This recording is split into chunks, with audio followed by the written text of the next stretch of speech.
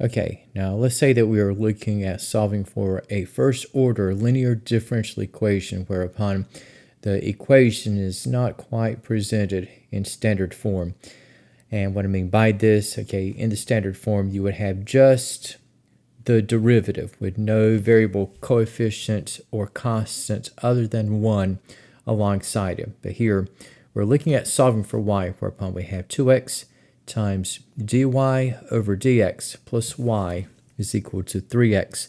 So what I can do here is that I can take care of the coefficient by dividing the whole equation by 2x. Okay, so if I divide by 2x, I'm going to have in the rewrite, so I'm going to have dy over dx plus 1 over 2x times y, and 3x divided by 2x is going to leave us with a constant. Okay, and if you notice, okay, so we got this format. You got dy over dx plus p of x times y is equal to q of x. So if you notice q of x, we have it 3 halves, have y lined up, and your p of x is the reciprocal of 2x. So we have p of x is going to be 1 over 2x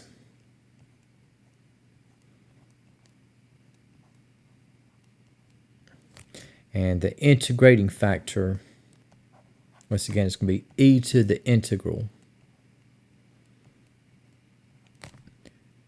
of p of x dx. So here we have e to the integral of 1 over 2x dx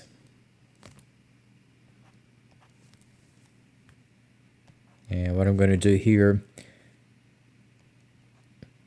since 1 over 2x is 1/2 of the reciprocal of x, I'm just going to go ahead and take out the 1/2.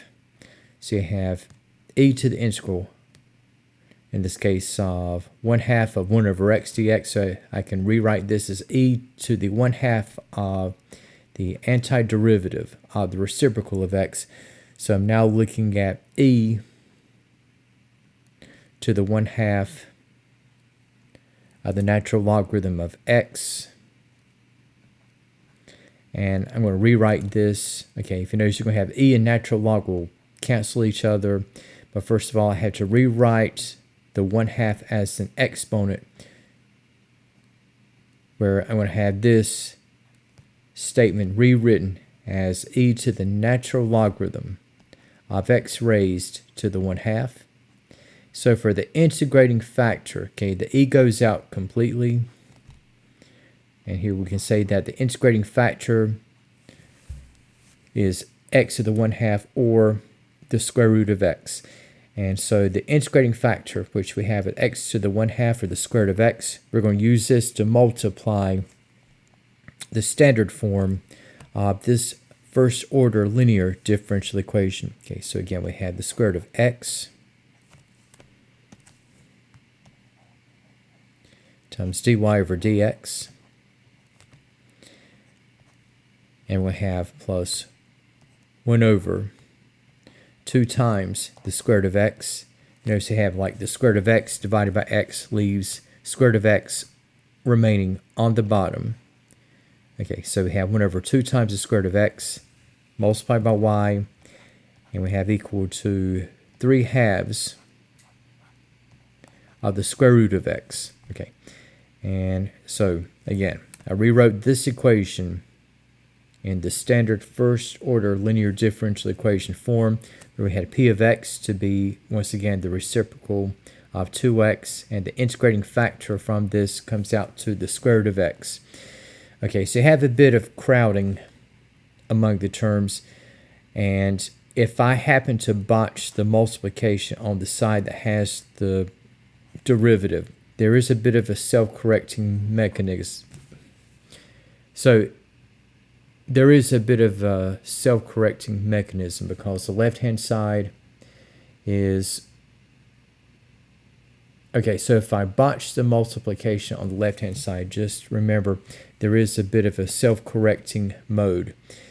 For the left-hand side is going to be the expanded form of taking the derivative in the independent variable of the product of the integrating factor, which we have already established as the square root of x, times the dependent variable, which we will have with y.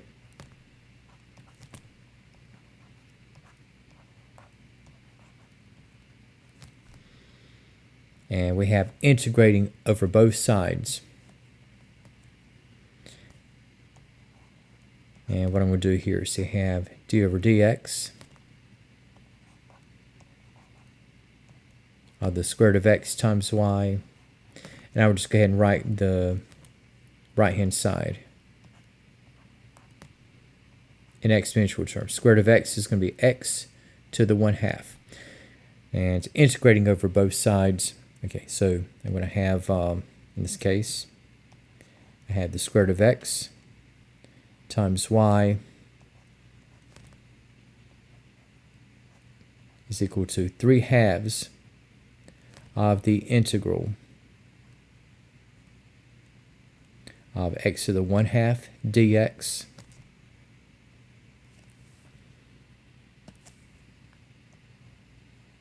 and antiderivative. Okay, so that's going to be 2/3 of x to the 3/2 followed by the constant. And guess what? 3/2 and 2/3 are reciprocals of each other.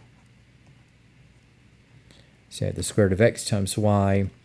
So we have x to the 3/2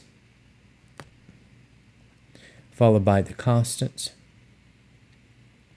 and dividing by the square root of x. So we had that y is going to be equal to x to the 3/2 divided by x to the 1/2. This will leave x of first order. And we have plus c divided by the square root of x, or rewriting it exponential terms, we're going to have x to the negative 1/2. So you have just for the overall result for y. Okay, so this comes out to, once again, x plus c times x to the negative 1/2. All right, and let's say that if we have another case of a differential equation that is a first order linear, where we do not have established or presented in standard form. Let's say we have 3x dy over dx minus y is equal to 0. So if I go ahead and divide by 3x,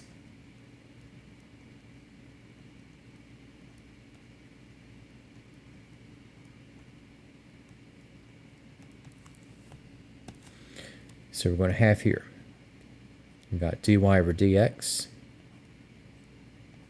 minus 1 over 3x times y is equal to 0. And if you notice, we have the translation in standard form. So it's going to be where we have p of x is equal to the negative of the reciprocal of 3x. And so we have for the integrating factor, that's going to be e to the integral of negative 1 over 3x dx. And if I just factor out the negative 1/3, so I have e to the negative 1/3 of the integral of the reciprocal of x dx. So this is going to be e to the negative 1/3 of the natural logarithm of x. And I don't have to worry about the absolute value portion and rewriting the coefficient negative 1/3 as an exponent. So I have e to the natural logarithm of x to the negative 1/3. And I can just write this as x to the minus 1/3. Okay, and I could technically write this as the reciprocal of the cubic root of x. But I think what I will do here, okay, is that taking the integrating factor and multiplying the terms from the standard form, rewrite.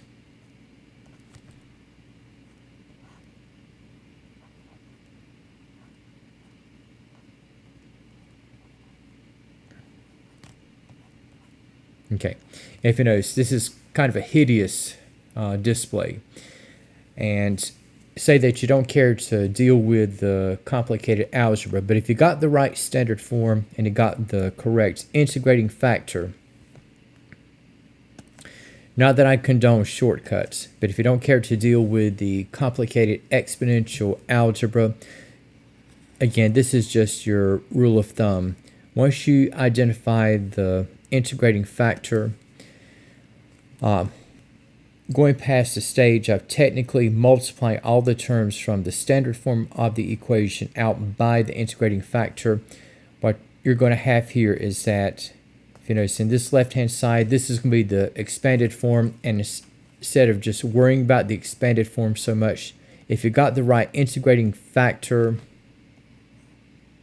well, guess what? Left-hand side is going to be, once again, the product rule expansion, multiplying the integrating factor, which we have at x to the negative 1/3, times the dependent variable, which we have at y. And again, for what I have on the right, 0 times x to the negative 1/3 is still at 0. And integrating on both sides, so you have x to the negative 1/3 times y is equal to the integral of 0 dx, which is just simply going to be a constant. So we have x to the negative 1/3 times y is equal to a constant. And so we have, for the solution, we can say that y is equal to c. And if you notice, dividing by x to the negative 1/3 will be the same as multiplying by x to the positive 1/3. And x to the 1/3 we also have with the cubic root of x. So you have c times x to the 1/3 or c times the cubic root of x, and either version will suffice.